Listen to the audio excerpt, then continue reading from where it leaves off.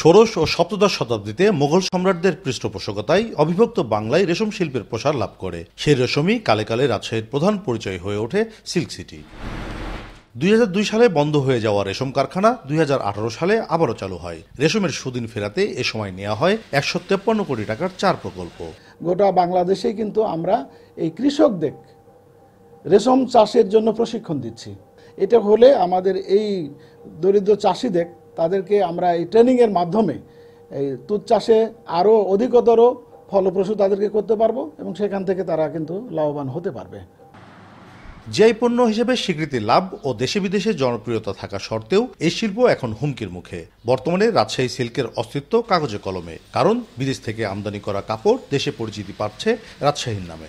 সরকারিভাবে যেটা করে সেটা হলো মাদ্ধাতা আমলের পদ্ধতি। এই পদ্ধতিতে যদি আরও 20 বছর করে তাহলে এর কোনো ডেভেলপমেন্ট হবে না।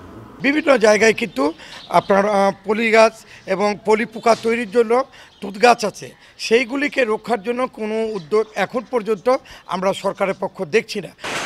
বর্তমানে দেশে রেশম সুতার চাহিদা 450 মেট্রিক টন, যার বাজার মূল্য প্রায় 350 কোটি টাকা।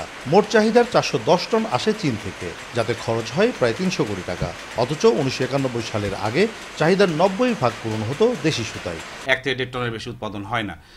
এই উৎপাদনটা বাড়ানো সম্ভব, কিন্তু এখানে অদক্ষতা, অব্যবস্থাপনা সব মিলে হচ্ছে একটা গা ছাড়া ভাব রয়েছে, যার কারণে এই সংকট তৈরি। আমরা চাই যে এই পণ্যটাকে আরও ভালো করে বেগমান করার জন্য সরকারের বিভিন্ন উইং এবং প্রাইভেট সেক্টর যেটা আছে, বিভিন্ন সিল্ক যারা আছে তাদেরকে একটু প্রমোট করলে আমার মনে হয় যে এইটা পণ্যটা আরও বেশি বেগমান হবে।